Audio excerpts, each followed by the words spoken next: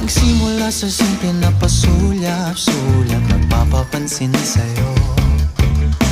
Umabot sa palitan ng mga mensahe, kilig na kilig ako. Kumusta, kain na, hello, magandang umaga. Ingat ka, pahinga, huwag kang masyadong magpupuyat pa. Naramdaman ng puso na